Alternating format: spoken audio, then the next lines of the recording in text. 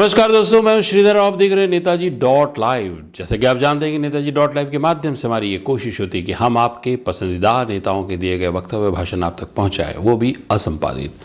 आइए इस कड़ी में देखते हैं कांग्रेस पार्टी के मीडिया सेल प्रभारी सुशील आनंद शुक्ला क्या कह रहे हैं।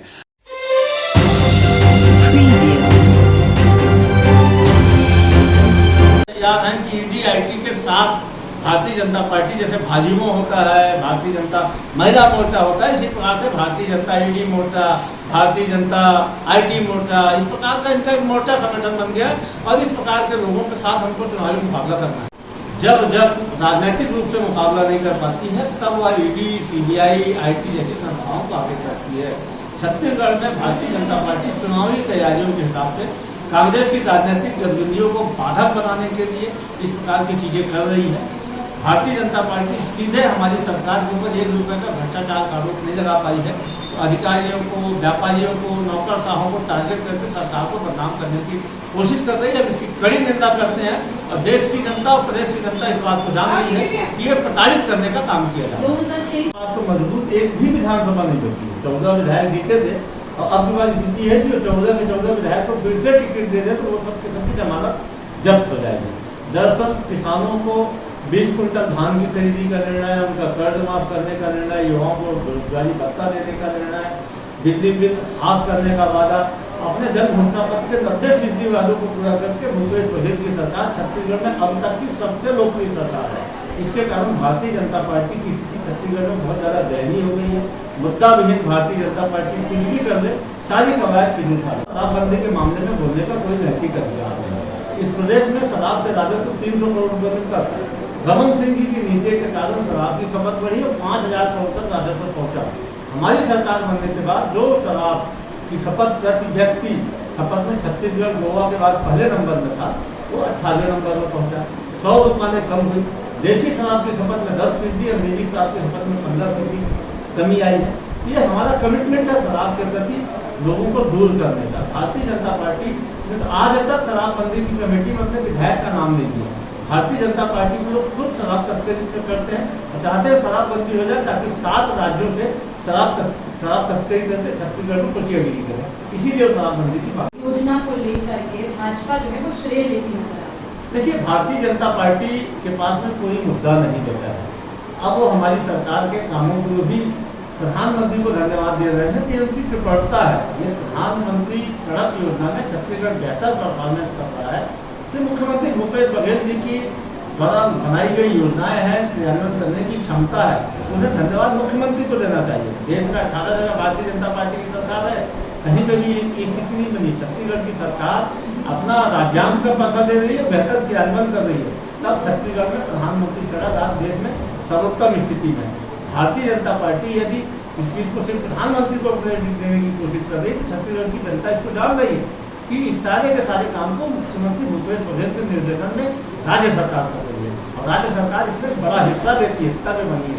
मुख्यमंत्री श्री भूपेश बघेल के द्वारा युवाओं को बेरोजगारी भत्ता देने के निर्णय के साथ ही भारतीय जनता पार्टी बौखला गई। भारतीय जनता पार्टी के सारे नेता सिर्फ एक चीज के अभियान में लग गए, किस प्रकार से बेरोजगारी भत्ते के बारे में गलत बयानी की जाए। दरअसल भारतीय जनता पार्टी के पास अब छत्तीसगढ़ में कोई मुद्दा नहीं बचा है, इसीलिए वे हर मुद्दे पे गलत बयानी करते हैं, भ्रम फैलाते हैं। छत्तीसगढ़ देश का अकेला ऐसा राज्य है जहाँ की बेरोजगारी दर 0.5% से भी कम है। उसके बाद भी मुख्यमंत्री युवाओं को स्वावलंबी बनाने के लिए, युवाओं को आगे बढ़ने के लिए, उनके फार्म आदि भरने के लिए पैसे की कमी न महसूस हो, इसलिए 2500 बेरोजगारी भत्ता देने का निर्णय लिए हैं। तो उसमें भी भाजपा के नेता मीन मेख निकाल रहे हैं। भाजपा बताए कि 15 साल उनकी सरकार थी, 2003 में वादा किया था कि हर बेरोजगार को बेरोजगारी भत्ता देंगे। 15 साल में किसी एक बेरोजगार को भी उन्होंने बेरोजगारी भत्ता नहीं दिया। कांग्रेस की सरकार बिना वायदा के युवाओं को स्वावलंबी बनाने के लिए भत्ता दे रही है, तो भाजपा नेताओं को पीड़ा हो रही है। मोदी सरकार की जन विरोधी नीति, भ्रष्टाचारी अडानी को समर्थन देने वाली नीति और अलोकतांत्रिक गतिविधियों के खिलाफ कांग्रेस के द्वारा देश भर में चलाए जा रहे जय भारत सत्याग्रह के तहत 1 अप्रैल को शाम 7 बजे छत्तीसगढ़ कांग्रेस के द्वारा विशाल मशाल रैली का आयोजन किया जा रहा है, जिसमें प्रदेश के मुख्यमंत्री श्री भूपेश बघेल, हमारी प्रभारी आदरणीय कुमारी शैलजा जी, प्रदेश अध्यक्ष मोहन मरकाम जी, प्रदेश के प्रभारी सचिव डॉक्टर चंदन यादव, सप्तगिरी शंकर उड़का, विजय जांगीर सहित तमाम वरिष्ठ नेतागण शामिल होंगे। इसी दिन शाम 6 बजे 1 अप्रैल को कांग्रेस का ऐतिहासिक कांग्रेस भवन जो गांधी मैदान स्थित है, उसके पुनर्निर्माण के बाद उसका भी लोकार्पण किया जाएगा। दरअसल भारतीय जनता पार्टी इस समय पूरी तरीके से मोदी जी के भ्रष्टाचार को छुपाने के लिए लगी हुई है।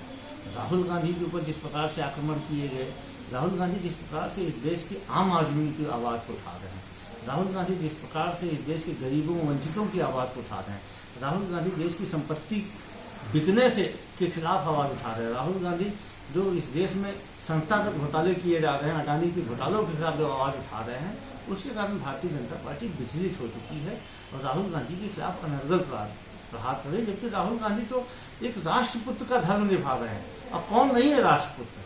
जो व्यक्ति इस देश के लोगों की आवाज़ उठा रहा है, इस देश की सेवा कर रहा है, वो राष्ट्रपुत्र है, चाहे वो मजदूर हो, चाहे वो राजनेता हो। भारतीय जनता पार्टी की इसमें पीड़ा है। दरअसल भारतीय जनता पार्टी के लोग फांसीवादी चरित्र के लोग हैं, वे अपने आप को राष्ट्रपुत्र नहीं मानते, अपने आप को राष्ट्र से भी बड़ा मानते हैं।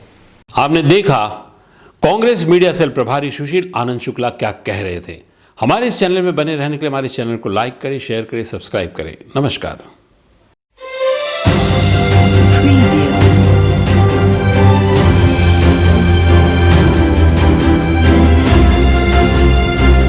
नेताजी.live के प्रायोजक है Satyadeep diagnostic and clinic, Supela, Bhilai.